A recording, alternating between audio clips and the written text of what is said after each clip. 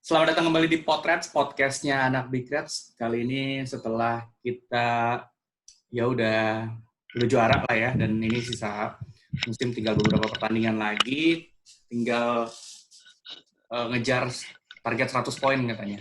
Masih bareng gue, Febri yang lahir di bulan Januari, dan ada rekan gue, Andre Mundre, dan kita sekarang ngomongin balik lagi ngomongin Liverpool setelah kemarin ngomongin tentang Big Reds dan ya lika-liku di dalamnya. Kali ini balik lagi lah ngomongin Liverpool tapi tetap santai, tetap ya casual gitulah. Kali ini kita bareng ini Andre ya, salah Coach satu Coach Arnan Binafsihi, Holland Hop coach. Holland Hop. Salah satu fullback terbaik Big Reds. Fullback terbaik Big Reds. Gue kalau main entah lapangan Kapos atau lapangan B sama Coach Arnan ngerasanya aman aja nih. Jadi Coach Arnan ini juga ya salah satu penggiat bola juga ya di Big Reds Jakarta, dan bisa dibilang beliau adalah narasumber pertama Big Reds TV dan terakhir. Jadi karena bareng Capdim. Iya, bahas apa waktu itu, Coach? Itu bahas match kita menjelang City kalau nggak salah itu. Oh, menjelang City.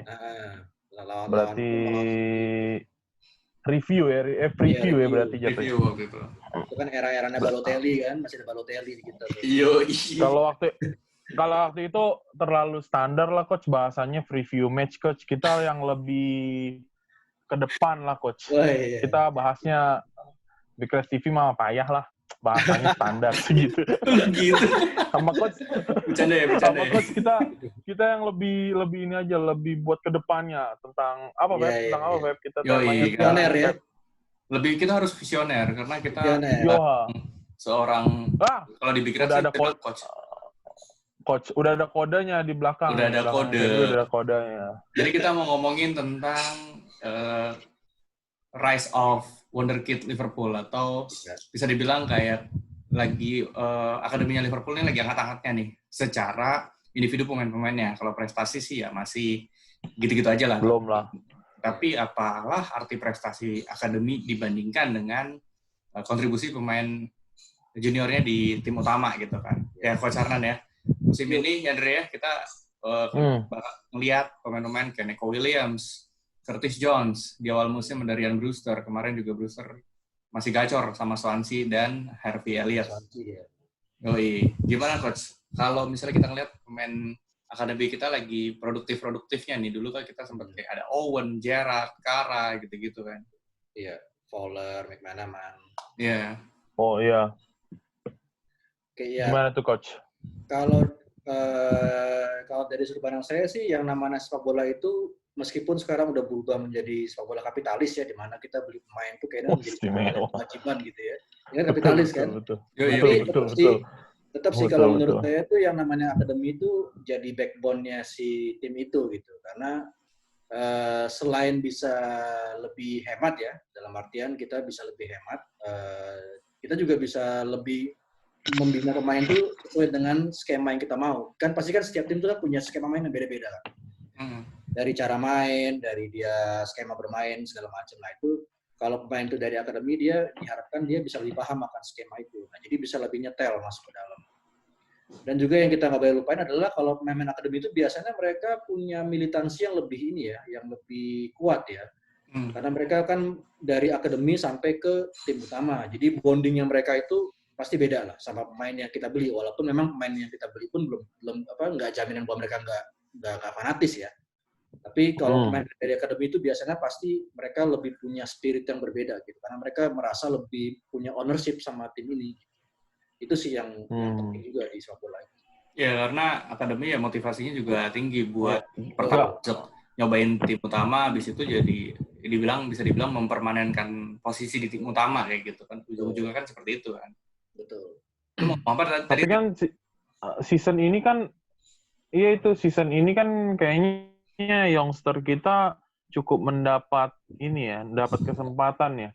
Sempat pas match kita yang bentrok-bentrok itu yang kita terlalu padat lawan Aston Villa aja kita nurunin full. Mungkin reserve tim keempat mungkin ya, ketiga atau keempat ya mungkin ya. Waktu tim ketiga atau keempat ya jatuhnya. Lapis ketiga ya hitungannya ya. Walaupun kita kalah cukup telak kayak 5-0 ya waktu itu ya. Tapi kan kondisinya anak-anak muda itu nggak ada gentar-gentarnya gitu, walaupun kita kan lihat kan mainnya gimana. Harvey yang mentalnya luar biasa, udah kayak orang tua dia main kagak ada takut-takutnya. Menurut coach apakah kedepannya kayak dengan kesempatan tahun ini yang cukup banyak lah kesempatan, merupakan sebuah titik cerah, titik balik lah musim gitu. depan kan kemungkinan kan kita juga bakalan berhemat ya karena pandemi ini, kemungkinan klub juga nggak bakalan jor-joran. Kalau gua rasa sih nggak bakal jor-joran ya. Menurut coach gimana coach? Ya, setuju sih sama yang tadi Bro Andri bilang sih. Ini masalah pandemi ini kan nggak bisa dianggap remeh ya, karena kan hampir semua klub pasti mengalami dampak. Ya, termasuk juga klubnya kita gitu ya. Kita pasti mengalami dampaknya. Jadi perkiraannya itu secara umum itu hampir semua tim mungkin dalam setahun ke depan tuh nggak akan bisa belanja jor-joran. Gitu. Nah, ditambah juga dengan memang Liverpool ini sejak dimiliki oleh FSG ini kan nggak pernah sembarangan beli pemain ya. Bisa dibilang kan, ya kalau kita mau jujur sih ya, bisa dibilang medit sebenarnya, dihitung-hitungan banget. Gitu. Iya, betul banget. Jadi medit itu positif ya, dalam arti medit tapi memang efektif gitu ya. Ditambah dengan kondisi pandemi ini, saya rasa justru memang kesempatan buat para pemain akademi ini makin terbuka, karena mau nggak mau memang kita harus memanfaatkan mereka. Gitu. Dan itu yang memang sejak sekarang itu klub udah mulai biasakan mereka turun, kayak Nico Williams kan udah sering turun tuh sekarang kan. Di post right back ataupun di full back di left back dia juga pernah turun kan. Terus juga Chris Jones juga kan pernah turun kan, udah mulai sering turun juga. Jadi memang itu sebenarnya cara klub untuk mulai beradaptasi untuk musim depan, di mana kita mulai menggunakan pemain-pemain akademi. Ditambah juga si Harvey juga habis second kontrak ini ya. Profesional. Kontrak Iya, profesional ya. Jadi kayaknya yang tapi kan yang kelihatan banget sekarang kan Curtis Jones sudah kelihatan banget gitu. Walaupun kemarin pas match lawan Burnley rada-rada nggak jelas juga mainnya, nggak terlalu. Tapi dia sempat nyetak gol kan ketika lawan apa sih kemarin? Dia ngagolin Villa. Lawan Aston Villa ya.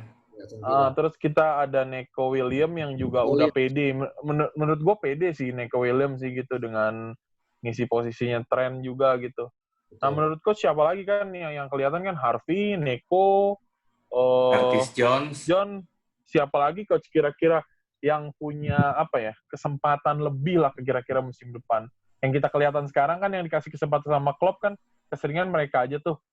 Sekali paling cuman mereka bertiga doang sih yang gue lihat cukup sering ada di bench atau main ya gitu. Karena emang mereka bertiga ini yang paling matang sih memang ya. Cuman kalau misalnya kita mau menilik ke pemain-pemain yang lain ya, mungkin kita bisa lihat kayak beberapa pemain kayak kalau di akademi itu ada Thomas Hill ya, yang main juga. Lalu juga ada Tyler Morton ya. Nah, itu juga terus ada Abdi Syarif juga. Nah, itu kalau menurut gue sih nanti mereka ke depan juga bisa posisinya mereka sama seperti trio sekarang ini, si Curtis, Nico, dan Harvey Elliott yang memang mulai banyak diberikan kesempatan. Terus juga seperti Ryan Brewster juga yang memang sekarang juga lagi istilah tajam ya di Swansea. Dia gacor.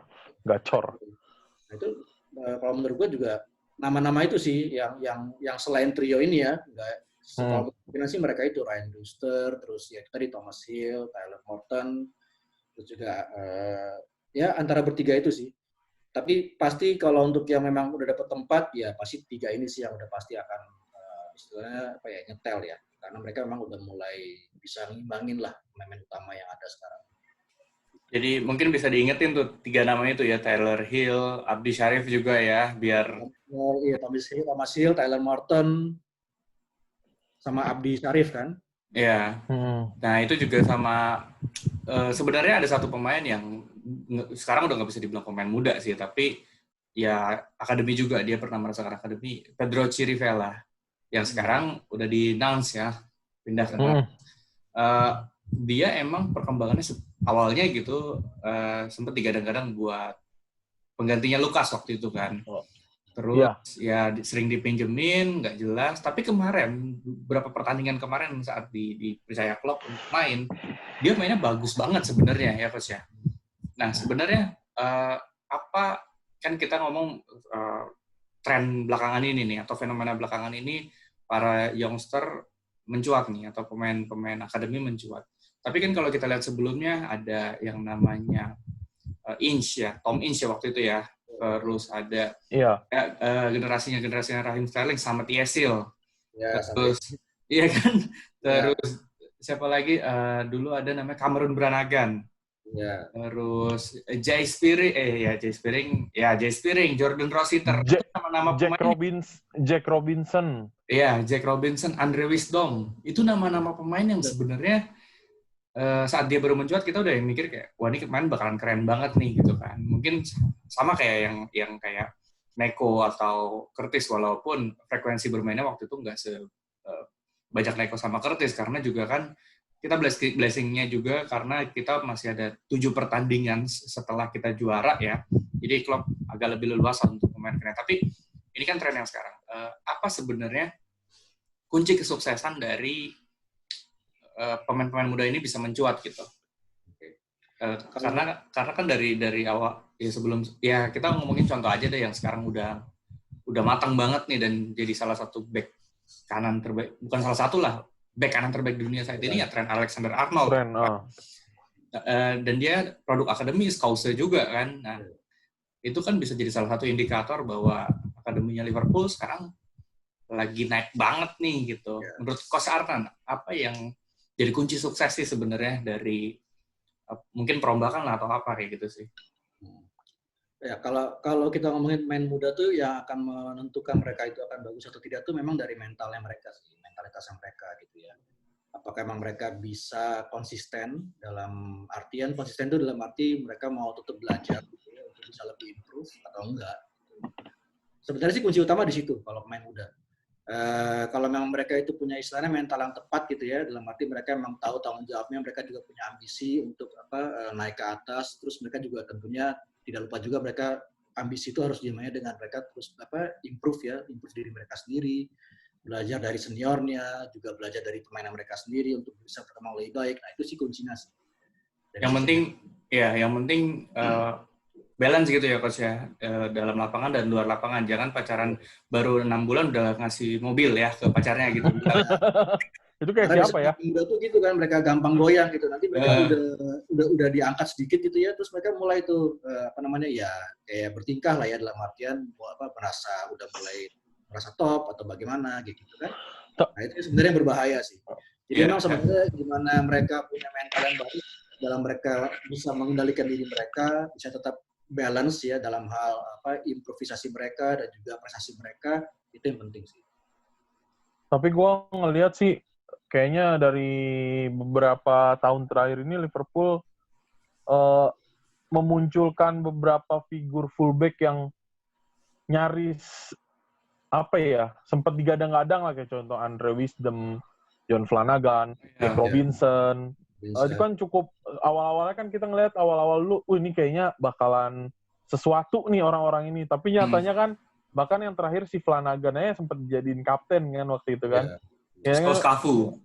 Iya, makanya. Makanya gue ngeliat kayak kita tuh sempat menggadang-gadangkan fullback kita dulu. Tapi kan nyatanya ya sekarang ya kita lihat Flanagan main di Rangers sama Gerrard. Wisdom main di Derby County. Jack Robinson sih masih di Jack Robinson Sheffield United ya. Nah, apakah semodel Nico William, Larauchi, atau bahkan Harvey pun bakalan senasib atau gimana Coach ngeliatnya? Karena kan modelnya mirip-mirip nih Coach. Dulu kan juga kayak gitu kan gitu. Kita juga sempat berharap, ternyata yang naik malah tren. Maksudnya tren yang awalnya nggak terlalu kelihatan kan, tiba-tiba yang naik malah tren gitu. Di usia yang sangat-sangat muda kan, udah jadi back terbaik dunia lah, menurut fullback terbaik dunia lah. Gimana tuh Coach? Ya memang kalau kita ngomongin pemain muda itu pasti selalu gitu sih Bro Andre, ada tetap ada 50-50 sih. Dia itu bakal jatuh atau naik. Nah, apa yang menentukan itu memang sekali lagi memang terpulang lagi ke pemain itu sendiri sih. Mentalitas dari pemain itu sendiri gitu. gimana dia bisa membangun mentalnya dia. Kayak Trent itu sih kenapa dia bisa bagus, pasti ada sesuatu yang istimewa di dalam dia gitu. Dia pada akhirnya bisa naik di usia yang muda sekarang. Dan itu Pak, ya pasti nggak akan jauh-jauh dari bagaimana mereka tetap bekerja keras gitu kan. Karena apalagi sekarang Klopp ini kan dia kan motonya kan kalau di tim itu kan selalu ada tempat buat main yang mau kerja keras kan. Jadi nggak cukup buat doang. Ya jadi harus mau hard work juga. Nah, kalau menurut gue sih kuncinya di situ. Jadi selain dia talented, selain dia memang punya mental yang bagus, ya dia harus mau hard work juga. Gitu. Nah itu.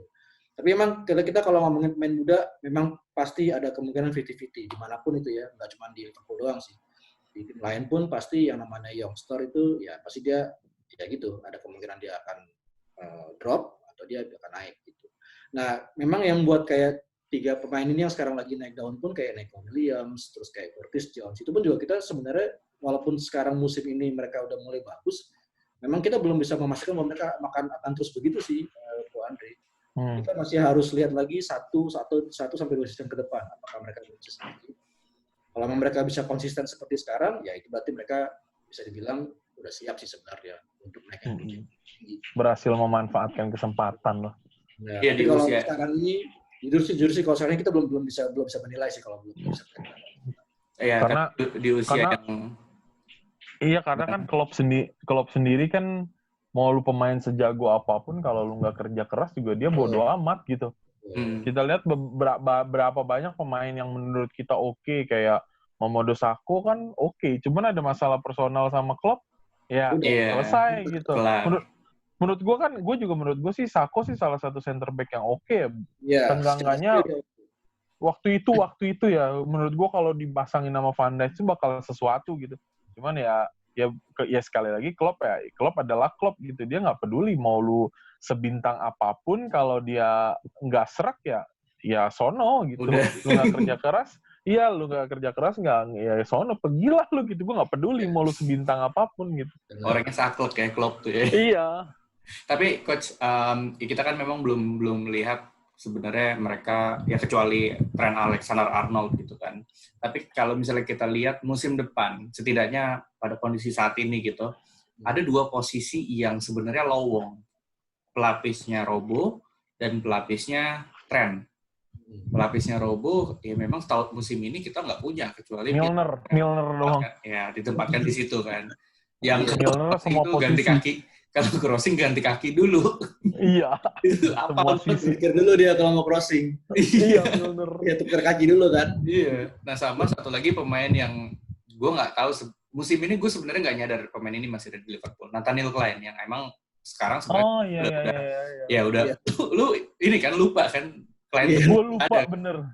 Iya kan. Pemain nomor 2 kita itu. Iya.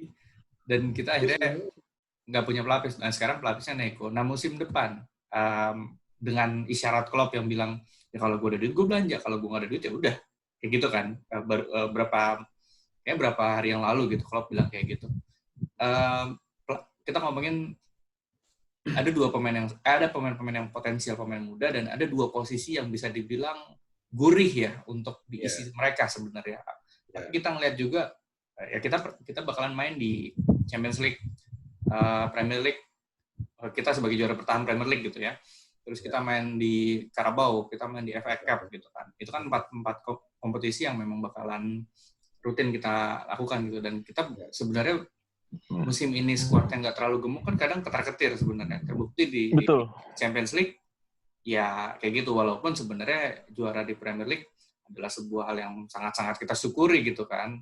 Tapi sebagai tim juara gitu kan, kita prepare untuk mengejar yang lain lagi dan mempertahankan yang ada. Dengan 2 posisi masih lowong nih, pelapisnya Robo dan Trent. Menurut Coach Arnan, Klopp berani nggak buat nempatin pemain muda di situ? Atau mungkin dalam tanda kutip main aman, beli pemain lagi? Kalau menurut saya sih untuk posisi back ini sih Klopp ini dia akan berani taruh pemain muda di situ sih. Sebenarnya sih kalau kenapa kita kan sebenarnya kan masalah Robo, Andy Robertson tuh nggak punya backup, kita udah cerewet dari musim kemarin ya, maksudnya dari awal musim kita udah mengkhawatirkan gimana kalau Robo cedera gitu kan ya, atau gimana kalau TAA cedera misalnya, karena dua fullback ini sebenarnya playmaker-nya tim kita tuh selain ada di midfield tapi di dua fullback ini sebenarnya kunci. Nah, cuman kenapa Klopp itu nggak pernah ngotot beli pemain untuk mengisi posisi ini, karena sebenarnya dia di posisi belakang itu dia menurut dia kalau yang saya lihat ya, dia masih memandang dia masih punya cukup stok main di situ. Kan untuk fullback ada di kanan ada TAA, di kiri ada Robertson gitu kan, ada Robo. Nah, selain itu kan sebenarnya Joe Gomez juga bisa jadi fullback sebenarnya. Ya, walaupun dia lebih banyak main di fullback ya, tapi dia sebenarnya bisa jadi fullback juga, terutama right back. Nah, terus juga selain mereka itu, ya kita kalau memaksakan tadi kayak yang itu James Milner nih ya, walaupun dia paling over ya. Nah, selain mereka itu ya tentunya ada Neco Williams, yang sekarang juga udah mulai sering dikasih jam main di back kanan ataupun di back kiri. Dan juga sebenarnya kita juga punya Kijana Hoover kan. Ya, Kijana Hoover. Holland. Iya, yang dia juga sama Sepp van der Beek. Ya, Sepp van der Beek. Kalau Kijana Hoover tuh dia selain bisa main di back kanan, dia bisa main di back tengah juga sebenarnya. Iya. Jadi menurut saya sih karena stok kita masih ada itu, makanya Klopp kayaknya nggak terlalu ngotot juga buat beli pemain di sektor itu.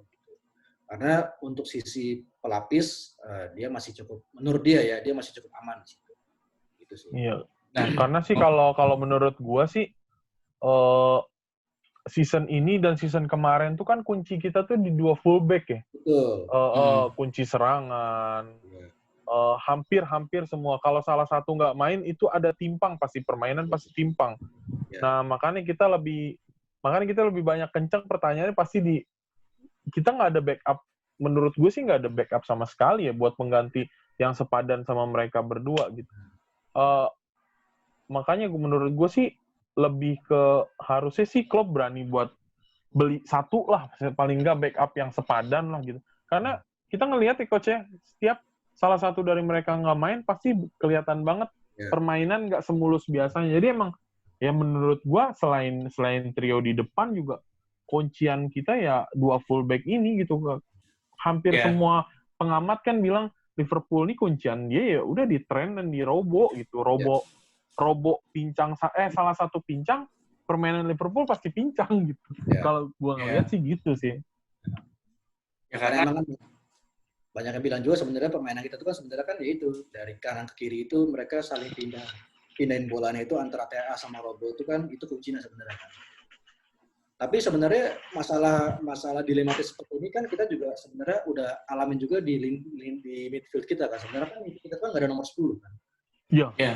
Tapi somehow playmaker murni nggak ada. Nggak ada playmaker kan. Tapi somehow kalau bisa meramu itu gitu. Jadi ya benar sih tadi yang Bro Andre bilang kalau dari sisi kualitas jauh sih Andre. Kalau kita ngomongin Milner, Gomez ataupun apalagi yang youngster ya kayak ataupun Neco Williams, mereka jauh banget dibanding sama TAA sama Robo. Tapi ya kalau gue sih ya tetap itu kita terpulang ke Klopp ya, kalau memang dia merasa pede dengan stok yang ada, gue sih yakin dia sebenarnya punya cara, walaupun memang cara itu tidak semaksimal kalau TAA dan Robo main ya, tapi yang pasti dia ada solusinya. Kayak di midfield kita aja yang nggak ada nomor 10 itu. Ya, midfield kita juga kurangnya satu, nggak ada midfield ini yang bikin kaget gitu. Midfield pengejut gitu yang tiba-tiba dang shoot dari luar. Pemutus kebuntuan ya. Iya, nggak ada leader, nggak ada playmaker, nggak ada yang nomor 10. Nggak ada sosok seperti Coutinho gitu. Aja lah bilang aja lu kangen Coutinho gitu. Iya, maksudnya tiba-tiba dang gitu, ada yang dang gitu kan.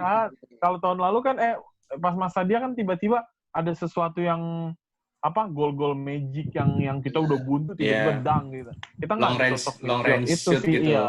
Sekarang ada Fabinho 2 kali dia golin long range shoot. Tapi kan dia posisinya di DM. Deep ya, lebih deep ya. Curtis pun gue ngelihat lebih ke dalam gue ngelihat ya. Atau 8 dia. Lebih ke dalam dia posisinya. Kalau Elliot tuh sayap ya?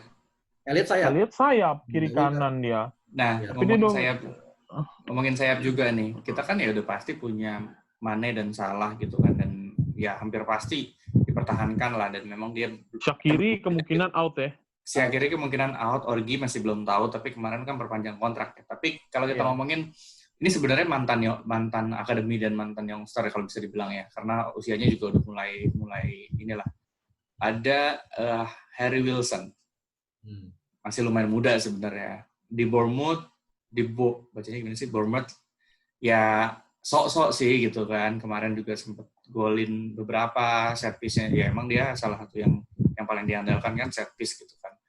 Apakah Harry Wilson bakalan diangkut balik atau ditawarin ke tim lain lah buat ya akhirnya dijual permanen dijual permanen lah gitu. Kalau Harry Wilson sih kalau ngeliat penampilan dia kemarin, kalau menurut gue sih dia harusnya sih diambil balik sama kita ya, karena udah banyak. Maksudnya kalau dari season kemarin tuh, season ini dia sebenarnya udah cukup membuktikan lah ya, produktif gitu ya, terutama dari sisi set piece gitu ya. Jadi kalau menurut gue sih ya dia harusnya ada di tim kita untuk membackup, istilahnya menambah kedalaman tim ya. Karena emang sebenarnya sih kalau kita ngomongin materi tim ya setuju lagi kebalik tadi yang kayak Bro Andri bilang, kita sebenarnya tuh materinya kita tuh memang ngepas sih ya, apalagi kalau untuk jam start itu tuh. Itu memang kalau misalnya salah satu yang nggak ada, pasti nanti gantinya itu akan beda kualitas gitu ya. Jadi ya memang kalau untuk menambah kedalaman tim memang kalau menurut gue sih Harry Wilson harusnya kita ambil balik. Tapi kan masalahnya Harry Wilson kan dia mengharapkan tempat, sementara Klopp tidak pernah menjanjikan tempat kepada seluruh pemainnya. Lu harus berusaha dulu, baru gue kasih tempat gitu. Sementara Harry Wilson kan kalau yang kita lihat-lihat kan dia pengen ada kepastian lah. Ada garansi ya. Digantung-gantung, nggak digantung-gantung apakah. Iya, sementara gue di Bournemouth ya punya peran lah gitu. Sementara kan Klopp udah jelas banget dia bilang, mau lu sebintang apapun ya gue nggak bakal janjiin pemain gue tempat gitu kan. Dia yang tempat ya buat orang yang sesuai dengan kapabilitasnya lah gitu. Jadi kalau gue berpendapat ya kayaknya sih Harry Wilson sih nggak dipertahanin si Roman nih kalau dijual ya gitu. Entah dijual. Kita lihat contohnya si Ken kan juga kan yang di Ryan Ken ya, Rangers ya, itu juga salah satu yang kita gadang-gadang bakalan bagus nih gitu kan. Gue ada satu pemain yang mudah-mudahan, karena ini sebenarnya under the radar ya, tapi mudah-mudahan dia bisa gacor sih nanti kalau dapat dapat kesempatan. Taiwo Awoniyi dari gitu kan dia. Makanya dia cukup enggak. Tapi dia usianya udah nggak. Udah 23-an sih. Udah nggak bisa dibilang youngster sih. Iya. Youngster dia. Mendingan lu ambil Akin Fewa tuh. Habis juara teleponan sama klub ya. Tuh parade kan, dapat tuh dia diundang parade dia. Iya, dapat tempat dia parade udah tuh. Tapi emang dia tuh ini Bismut pemain. Tapi itu paling fanatik gitu sih ya.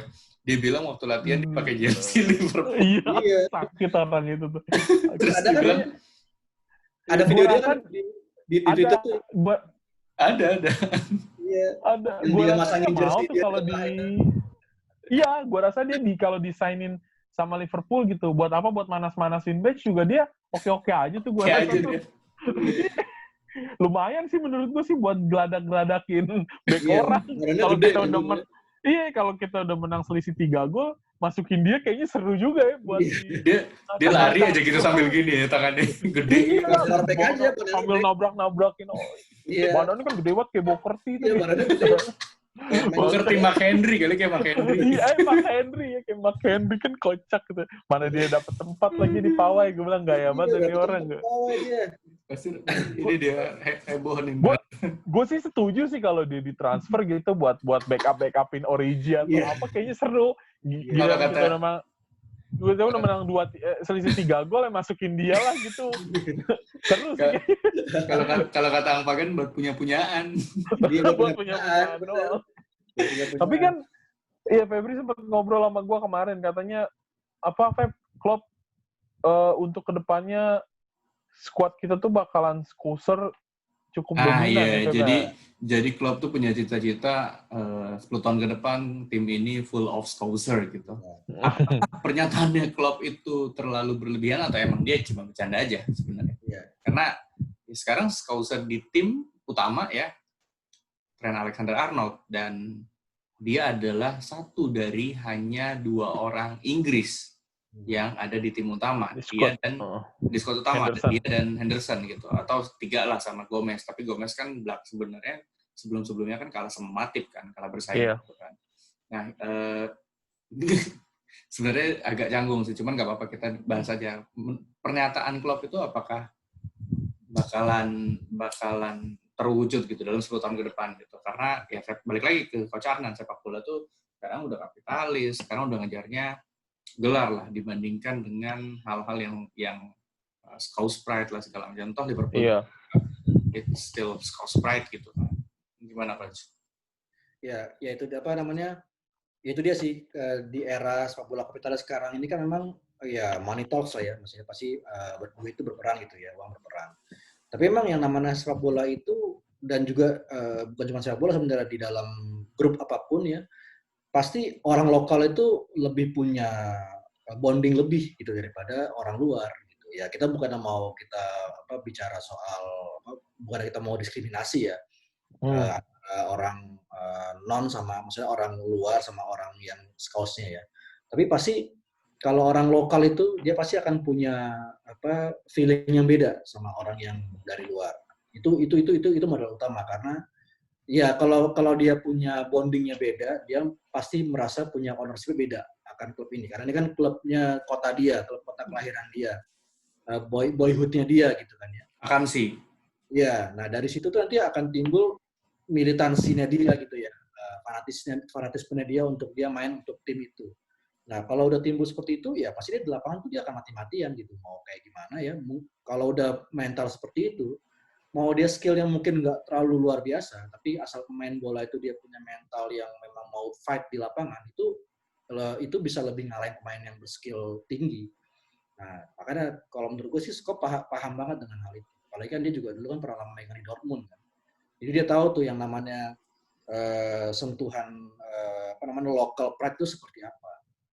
Dan emang komunikasi klub tuh emang maksudnya top banget sih ya. Jadi dia bisa, ini mungkin lebih kalau kita mau seriusin kayaknya agak complicated, tapi lebih ke penyemangat gitu buat orang-orang di Liverpool gitu. Karena kan kalau kita ngomongin tentang Scouse gitu kan, mungkin ada pada eranya kita punya 3 Scouse di tim ya.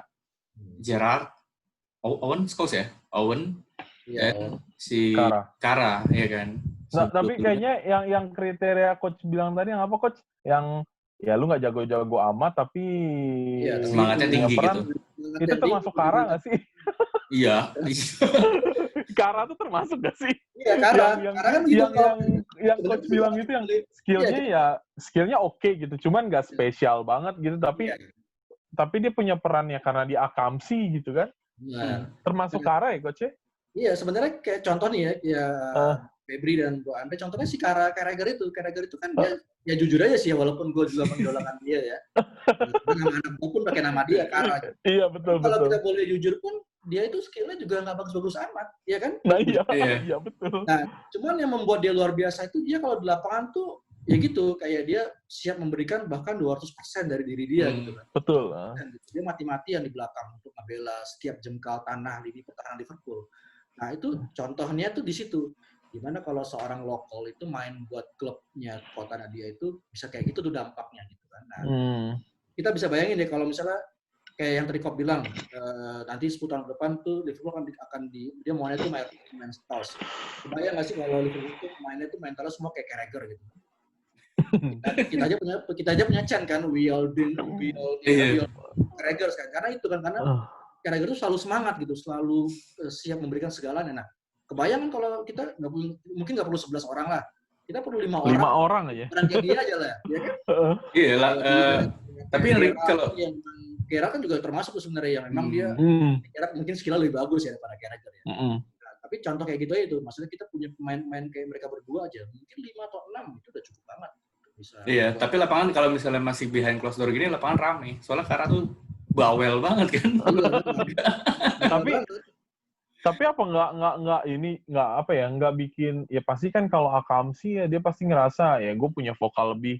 Apa nggak jadi riweuh tuh coach? Kalau terlalu banyak yang semodel di dalam satu lapangan gitu. Tapi tergantung pelatih sih menurut gua. Oke. Ya. Ya, kalau masalah semodel sih nggak masalah sih Bang Andre. Yang penting memang mereka tahu leadernya siapa gitu. Itu harus. Gue ngebayangin aja semodel Kara ada 5 ya di tim ya. Itu bakalan gue rasa mikrofon yang di pinggir lapangan pada pecah tuh. Iya. Soalnya kita sering Kara semua tuh kesian tuh pemain asingnya nanti. Makanya kita tuh sering soalnya waktu itu nobar ya. Kayaknya beban banget ya. Udah diteriakin kan. Iya. Zaman nobar kan maksudnya ada penonton di lapangan, kita juga ngecen. Tapi kalau Kara teriak ke pemain lain gitu, itu kedengeran. Iya, gila banget ya Bang. Peran dia itu ya luar biasa. Walaupun kadang-kadang ngeselin juga tiba-tiba penalti lah, bunuh diri lah, apalah. Dia salah satu pemain yang paling banyak bunuh diri. Dan dia bangga dengan itu ya.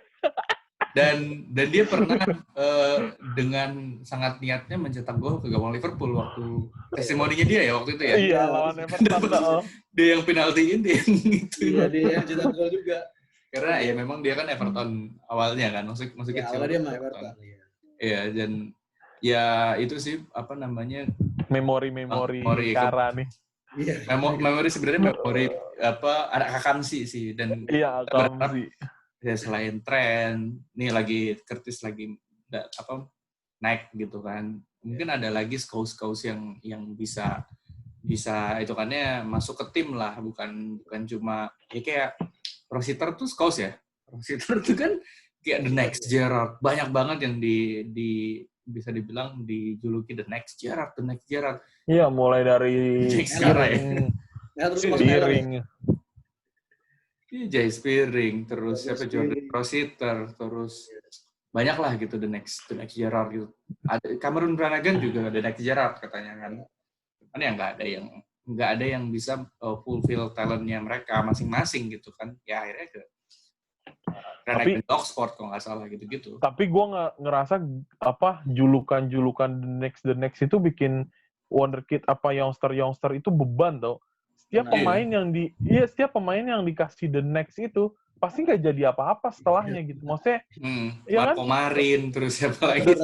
Lu mau siapa? Mau the next Messi, the next CR, the next apa gitu. Pasti ujung-ujungnya ya gelap. Abis itu nggak kelihatan ya bocah kemana.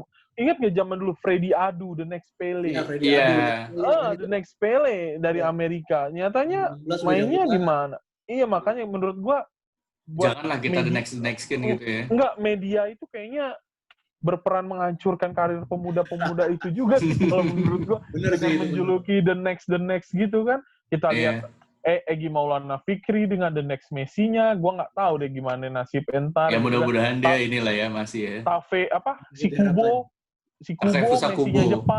Messi-nya Jepang gitu kan. Kita kan nggak tahu ke depan nih. Karena menurut gua media kayaknya berperan juga buat yang ngancurin sebenarnya bikin beban gitu ya. Berpengaruh nggak sih coach gelar-gelar itu buat youngster itu coach? Kan itu pasti, dari media ya. Pasti pengaruh sih. Diomongin next apalagi kayak next Messi gitu ya, next gitu ya. Next Gerrard lah. Banyak ya next Gerrard itu pasti akan mempengaruhi mental mereka. Gitu.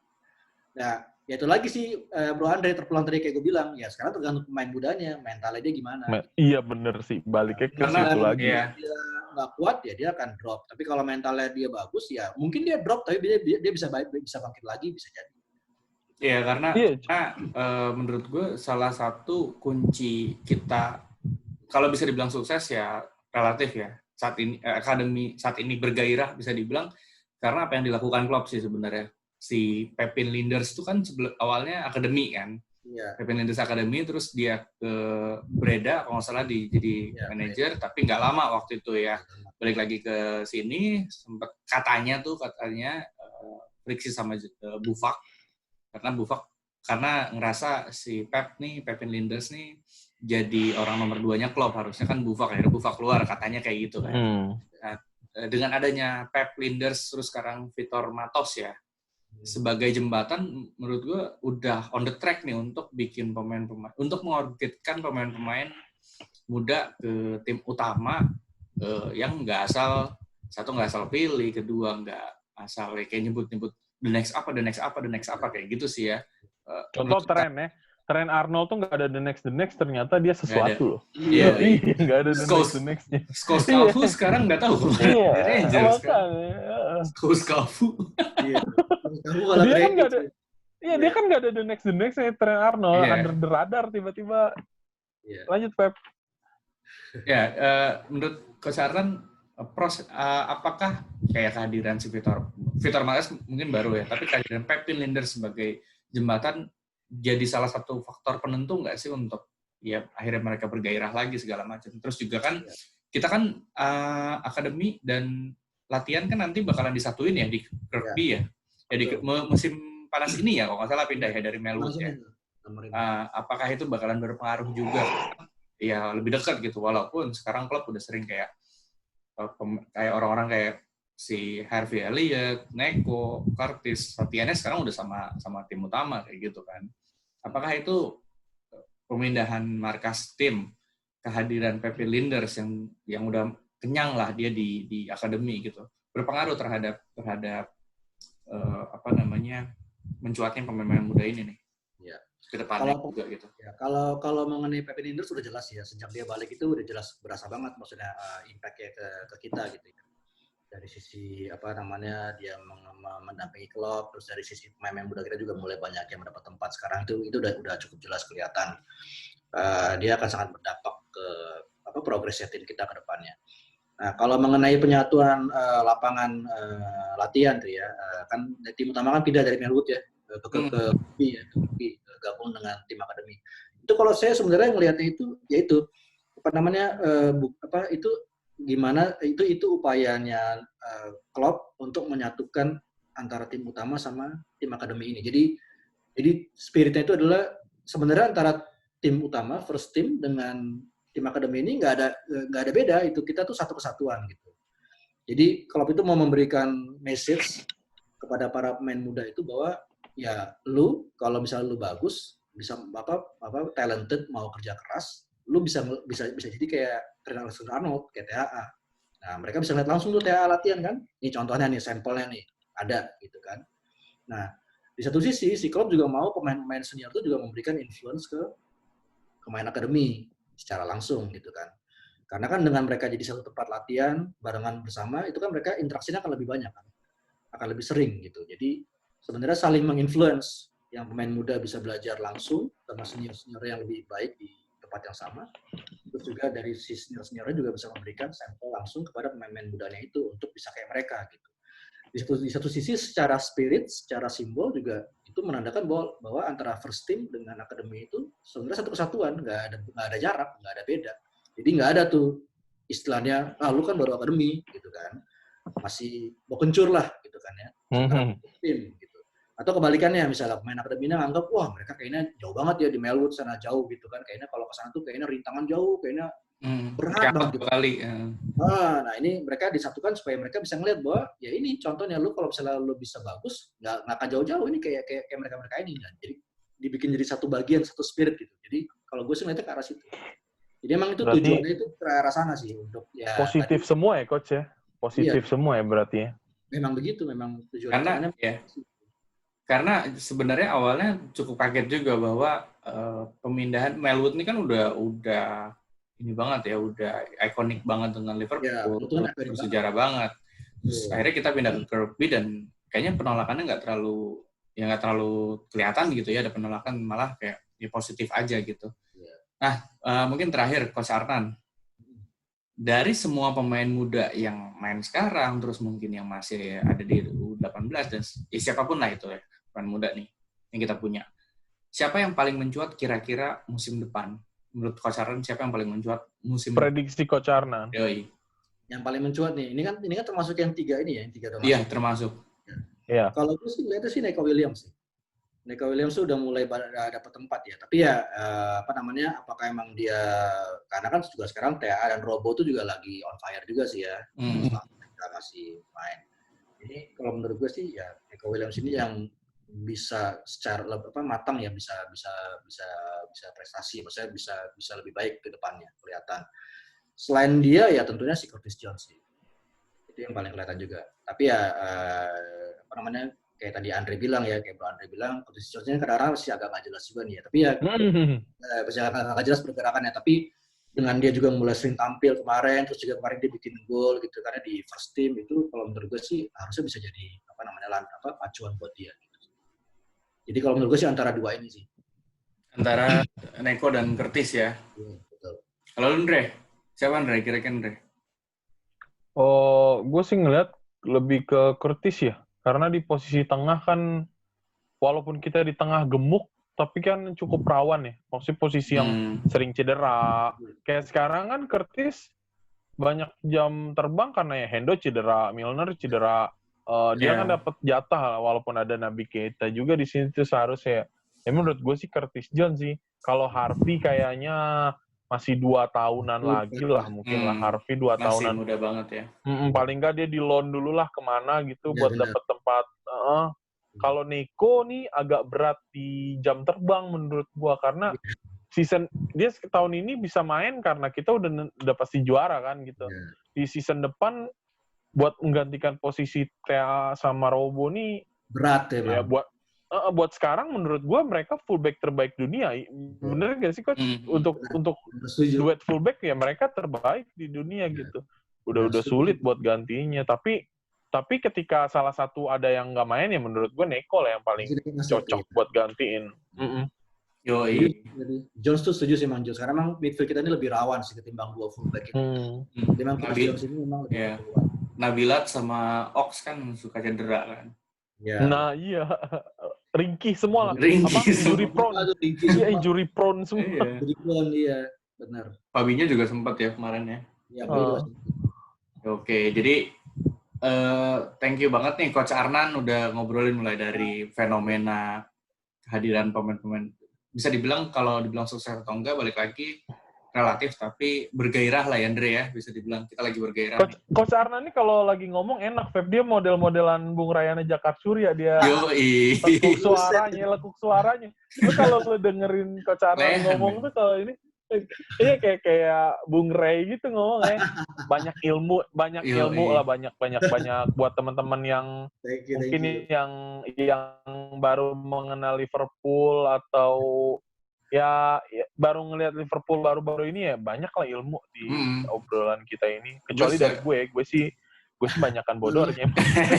juga banyak ilmu dari kita mah nanya-nanya aja dulu ya. Dari coach dari Coach Arnan ya buat teman-teman juga ya beginilah akademi kita gitu. Soalnya gue juga sempat lihat beberapa kali Coach Arnan nulis juga di Walk On majalah kita dulu, Walk On Magazine. Betul. Jadi ya sebenarnya kalau kata zaman sekarang nasa bumber kita bukan kaleng-kaleng, ya nggak? Thank you. Thank you Coach Arnan. Salah satu senior lah di Big Reds. Yoi. Salah satu yang dari awal sampai sekarang humble banget. Gue main bola tuh sama dia luar biasa. Thank you Coach Arnan, sehat-sehat terus. Coach Arnan ya di masa pandemi, sehat sekeluarga, stay safe juga. Stay safe. Oke. Itu aja untuk Potret episode kali ini. Tadi kita udah ngobrolin akademi dari mulai sejarahnya juga, pemain yang gagal juga sampai the spirit of Carragher, ya nggak Andre? Iya. Thank you banget Coach Arnan buat ilmunya hari ini. Salam buat keluarga, sehat-sehat buat semuanya. Thank you banget.